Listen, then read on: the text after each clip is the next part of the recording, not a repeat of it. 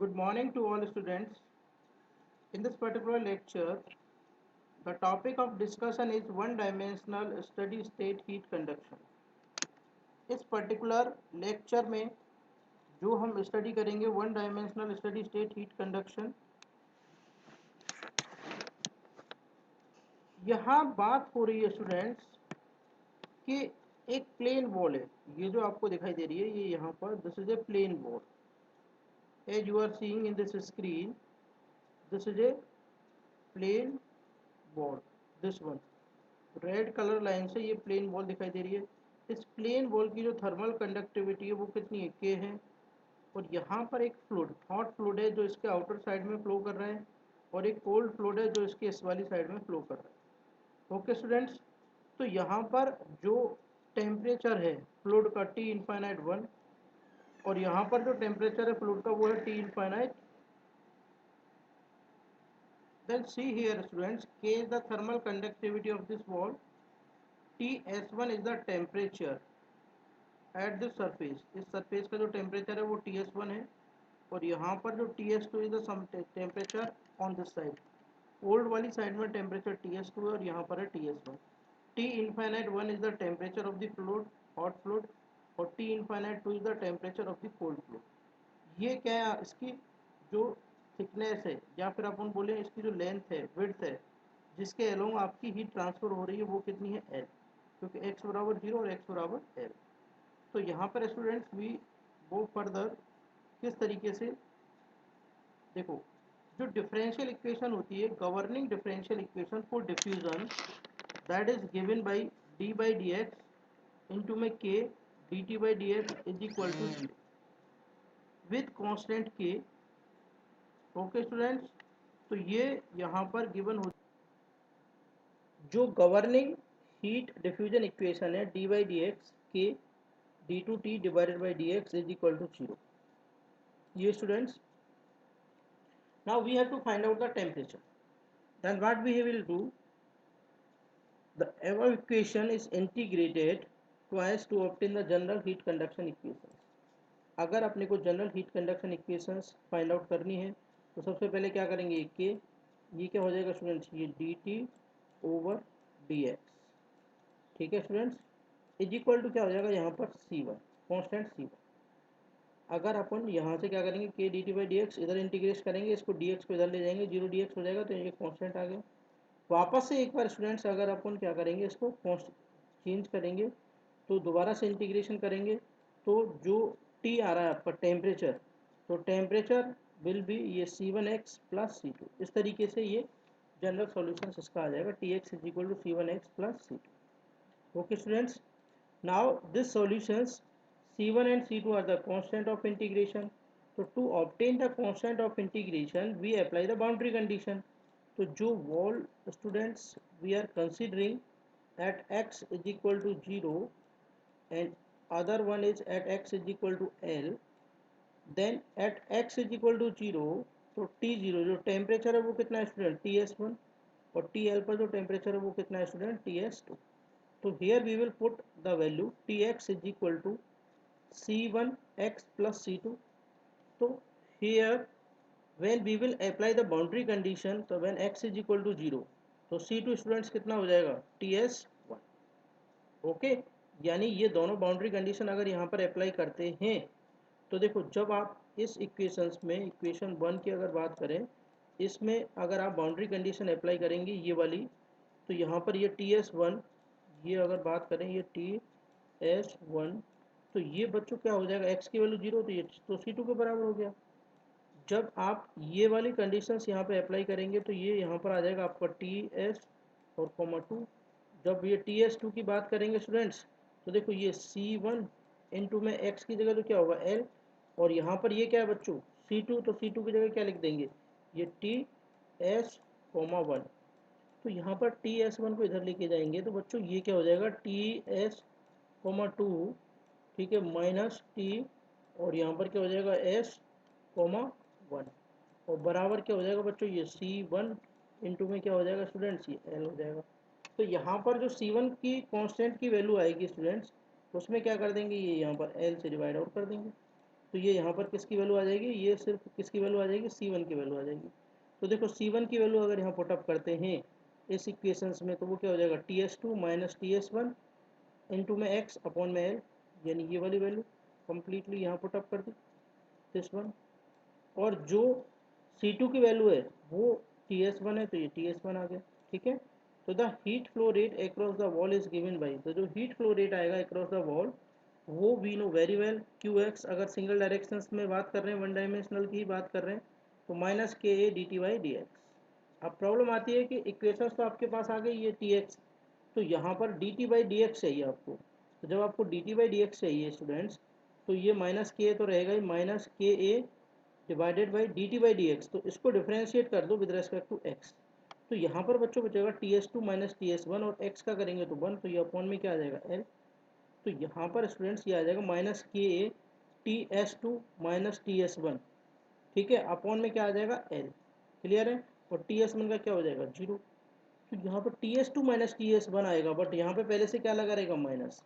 जैसे अगर मैं आपको एक्सप्लेन करूँ डिटेल्स में, तो यहाँ पर बेसिकली ये जो QX दिखाई दे रहा है ये हो जाएगा माइनस के, और फिर यहाँ पर क्या होगा ये ए के ए, अब DT, तो देखो ये जो चीज़ आ रही है आपको आ रही है ये आ जाएगा TS2, ठीक है, और ये माइनस यहाँ पर स्टूडेंट्स आ जाएगा ये TS1, ठीक है, क्लियर है, और x 0 में चला गया, यहाँ पर आ जाएगा l। तो फाइनली ये KA डिवाइडेड बाई l। अब यहाँ से अगर ये माइनस बाहर ले लेते हैं तो TS1 माइनस TS2, ठीक है, तो ये आपका आ जाएगा यहाँ पर KA divided by l TS1 minus TS2। तो finally TS1 minus TS2 upon में l बाई KA, यानी l बाई KA को क्या कर देंगे नीचे, l अपॉन में क्या आ जाएगा KA, यानी finally you will get this one TS1, ठीक है, minus TS2 divided by l upon के, ठीक है students, divided by l upon के। क्लियर है, तो ये स्टूडेंट्स क्या आ गया आपका heat flow rate across the wall is given by this particular formula TS1 minus TS2 divided by l upon के। तो यहाँ पर ये l अपॉन के स्टूडेंट्स जो आ रहा है दिस वन l अपॉन के है, ये है आपका थर्मल रेजिस्टेंस। ये क्या है students, this is your thermal resistance. अब बात आती है स्टूडेंट्स कि जो थर्मल रेजिस्टेंस की एनालॉजी की बात आती है, तो physical systems are said to be analogous if that body obey the same mathematical equations. The above relation can be put into form of Ohm's law. यानी अगर अपन इसको इलेक्ट्रिकल एनालॉजी से कंपेयर करते हैं तो मान के चलिए ये पॉइंट्स हैं, इस पॉइंट्स का जो पोटेंशियल है वो है स्टूडेंट्स V1, यहाँ का पोटेंशियल क्या है V2, ये एक इलेक्ट्रिकल रेजिस्टेंस है, ठीक है।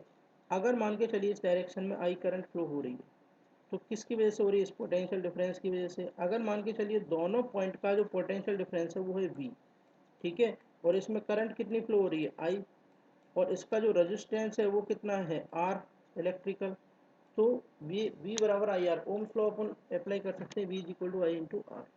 तो यहाँ से अगर we will find out R, यानी जो इलेक्ट्रिकल रेजिस्टेंस की वैल्यू निकालेंगे स्टूडेंट्स, तो वो क्या होगा V अपॉन आई।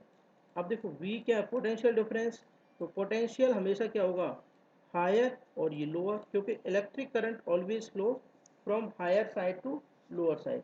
तो इसको बच्चों क्या लिखेंगे, इसको लिखेंगे V1 माइनस V2 और अपॉन में क्या आ जाएगा ये I, लिखेंगे कि नहीं, यानी इसको लिखेंगे V1 माइनस V2 और अपॉन में क्या आ जाएगा यहाँ पर ये आ जाएगा।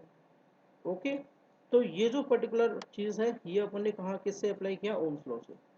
सिमिलरली अगर इसी एनालॉजी को यहाँ पर यूज करते हैं, ये थर्मल रेजिस्टेंस है सपोज, ये टेम्परेचर T1, ये temperature T2, here we are considering T1 is greater than T2, तो एनालॉजी क्या आएगी वही, V1 की जगह क्या हो जाएगा T1, V2 की जगह क्या हो जाएगा T2, ठीक है, और अपॉन में क्या आ जाएगा आपका, देखो यहाँ पर क्या फ्लो होगा आपका चार्ज, यहाँ पर क्या फ्लो होगी आपकी, सॉरी हीट, क्या फ्लो होगी आपके बच्चों, हीट फ्लो होगी। तो यहाँ पर ऐसे करंट फ्लो हो रही तो ये यहाँ पर क्या आ जाएगा, ठीक है, तो ये डेल्टा टी यहाँ पर आपको दिखाई दे रहा है, ये क्या हो जाएगा Q into are T H, यानी थर्मल रेजिस्टेंस के इक्वल हो जाएगा। तो फाइनली जो थर्मल रेजिस्टेंस आएगा आपका वो क्या हो जाएगा, वो आ जाएगा डेल्टा टी। यहाँ अगर इसको लिखता हूँ डेल्टा टी और अपॉन में क्या आ जाएगा बच्चों, डेल्टा टी अपॉन में क्या आ जाएगा, यहाँ पर क्लियर और कर देंगे इसको। ठीक है स्टूडेंट्स, डेल्टा टी अपॉन में क्यू आ जाएगा। अब देखिए, a thermal resistance may also be associated with heat transfer by convection at a surface. तो from Newton's law of cooling से अगर आगे बढ़ते हैं तो ये होगा Q is equal to minus H A this one, Q is equal to minus H A T S minus T infinite. ठीक है, न्यूटन्स लॉ ऑफ कूलिंग ये आपको पता ही है। तो यहाँ से अगर न्यूटन्स लॉ ऑफ कूलिंग अगर स्टूडेंट्स अप्लाई करते हैं तो ये आप देख रहे हैं वेरी वेल कि न्यूटन्स लॉ ऑफ कूलिंग अगर आप अप्लाई करेंगे तो यहाँ से the thermal resistance of convection is then, तो फाइनली ये कितना हो जाएगा, देखो ये Q इज इक्वल टू, इसको ऐसे भी लिखा जा सकता है T S minus T infinite upon में क्या हो जाएगा ये 1 अपॉन एच ए। तो यहाँ पर देखो टेम्परेचर डिफरेंस तो we write very well, but यहाँ पर ये 1 अपॉन एच ए क्या हो जाएगा, thermal resistance. 1 upon H A क्या हो जाएगा, thermal resistance. Applying thermal resistance concept to the plane wall, the equivalent thermal circuit for the plane wall with convection boundary condition is shown in the figure.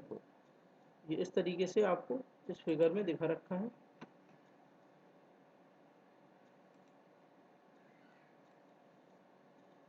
ये देखिए,